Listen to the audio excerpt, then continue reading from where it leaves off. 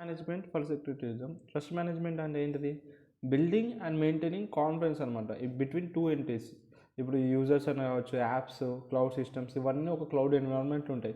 వీటన్నిటికీ ఒకరికొకడు కాన్ఫిడెన్స్, ఒకరికొకరు నమ్మకం ఉండాలి కదా. నమ్మకం లేని మనము వాళ్ళ దగ్గర నుంచి సర్వీస్ తీసుకోం కదా. సో ట్రస్ట్ అనేది చాలా ఇంపార్టెంట్ రోల్ ప్లే చేస్తుంది. సో ట్రస్ట్ క్లౌడ్ ఎన్విరాన్మెంట్ ఉన్న డిఫరెంట్ ఎంటిటీస్ అంటే ఏమేమి వస్తాయి? యూజర్స్ కానీ, యాప్స్ కానీ, క్లౌడ్ సిస్టమ్స్, వీటన్నిటికీ మిడిల్లో ఒక ట్రస్ట్ని బిల్డ్ చేయడం కానీ, ఆ మిడిల్లో ఒక కాన్ఫిడెన్స్ మెయింటైన్ చేయడం కానీ దీనే ట్రస్ట్ మేనేజ్మెంట్ అంటారు. సింపుల్ వర్డ్స్లో చెప్పాలంటే ఇది ఏం చేస్తుందంటే, ట్రస్ట్ మేనేజ్మెంట్ వల్ల ఎవరిని ట్రస్ట్ చేయాలి ఆ ఎన్విరాన్మెంట్లో, ఒకవేళ ట్రస్ట్ చేసినా ఎంతవరకు యాక్సెస్ ఇవ్వాలి, యాక్సెస్ ఇచ్చినా ఎంతసేపు వరకు ఇవ్వాలి, ఎంత లాంగ్ ఇవ్వాలి, వాడి బేస్డ్ ఆన్ వాడి ఐడెంటిటీ, వాడి బిహేవియర్ బట్టి వాడికి యాక్సెస్ ఇస్తాం.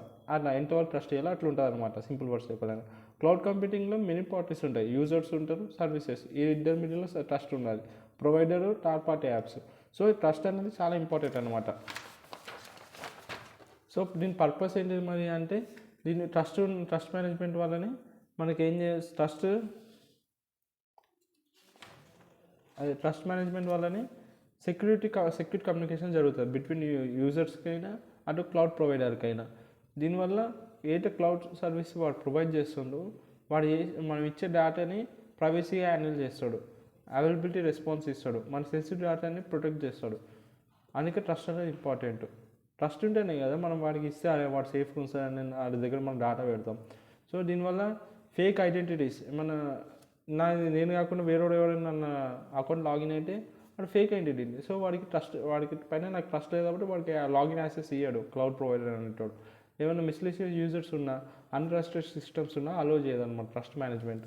దీనిలో ఉన్న కీ క్యారెక్టరిస్టిక్స్ వచ్చేసరికి, ఫస్ట్ ఐడెంటిటీ వెరిఫికేషన్ ఉంటుంది. ఫస్ట్ యూజర్ యొక్క ఐడెంటిటీని చెక్ చేస్తారు.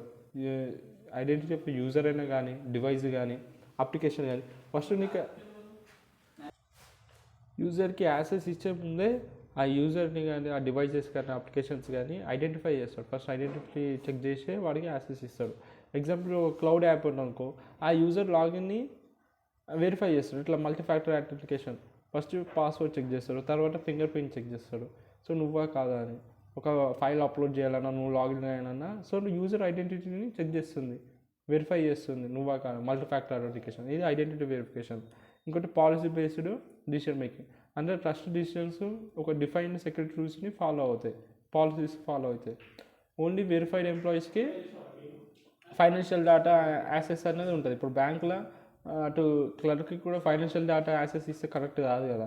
సో కేవలం వాడు వెరిఫైడ్ యూజర్స్కి వాడి ఫైనాన్షియల్ ఇన్ఫర్మేషన్ యాక్సెస్ ఉంటుంది. సో అదే అనమాట, ట్రస్ట్ డిసిషన్స్ అనేవి కొన్ని defined security rules and policies follow అవుతాయి. ఇంకా ట్రస్ట్ ఎవాల్యుయేషన్ అండ్ స్కోరింగ్, ప్రతి యూజర్కి, సిస్టమ్కి ఒక ట్రస్ట్ స్కోర్ అనేది ఉంటుంది బేస్డ్ ఆన్ చేసిన పాస్ట్ యాక్షన్స్ బట్టి, రిలయబిలిటీ బట్టి, బిహేవియర్ బట్టి. ఇక్కడ వాడికి తక్కువ ట్రస్ట్ స్కోర్ ఉన్నాకో వాడికి లిమిటెడ్ యాక్సెస్ ఇస్తారనమాట. నువ్వు పాస్ చేసిన సపోజ్ మల్టిపుల్ టైమ్స్ లాగిన్ అవుతున్నావు, తప్పు పాస్వర్డ్ కొడుతున్నావు అంటే నీ బిహేవియర్ బట్టి ఏంటిది, నువ్వా కాదో అనేది వాళ్ళకి డౌట్ వచ్చి నీ ట్రస్ట్ స్కోర్ అనేది తగ్గుతుంది. ట్రస్ట్ స్కోర్ తక్కువ అయితే నీకు లిమిటెడ్ యాక్సెస్ ఇస్తాడు, కేవలం రీడింగ్ పర్మిషనే ఇస్తాడు, ఎడిటింగ్ పర్మిషన్ ఇవ్వడు, అలా అనమాట. ట్రస్ట్ ఎవాల్యుయేషన్ అలా ఉంటుంది, స్కోరింగ్ అలా ఇస్తారు. ఇంకా కాంటెక్స్ట్ అవేర్నెస్, ట్రస్ట్ అనేది చేంజ్ అవుతూ ఉంటుంది బేస్డ్ ఆన్ సిచ్యువేషన్ బట్టి, లొకేషన్ బట్టి, డివైస్ బట్టి, టైం బట్టి. ఎగ్జాంపుల్, ఒకవేళ మనం వేరే డివైస్, ఇప్పుడు నేను వాడేది ఈ మొబైల్ నా గూగుల్ అకౌంట్స్ ఉన్నాయి, అన్నీ ఉన్నాయి, సేవ్డ్ పాస్వర్డ్స్. నేను కొత్త ట్యాబ్లోనో ల్యాప్టాప్లోనో లాగిన్ అవ్వడానికి ట్రై చేస్తున్నా. అప్పుడు ఏం చేయాలి, నేను ఇక్కడ 2 స్టెప్ వెరిఫికేషన్ పెట్టుకున్నా, దీనికి ఒక ఓటీపీ వస్తుంది.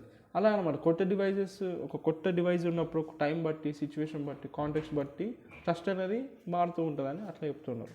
ఇంకా రివోకబిలిటీ అంటే అడాప్టబిలిటీ అని అనొచ్చు. ట్రస్ట్ అనేది పర్మనెంట్ కాదు, ఎప్పటికప్పుడు తగ్గొచ్చు. ఇంకా ఏమైనా సస్పిషియస్ యాక్టివిటీ చేసినావు అనుకో నువ్వు, అది డిటెక్ట్ అయ్యి నీ పైన మొత్తానికి ట్రస్ట్ పోతుంది.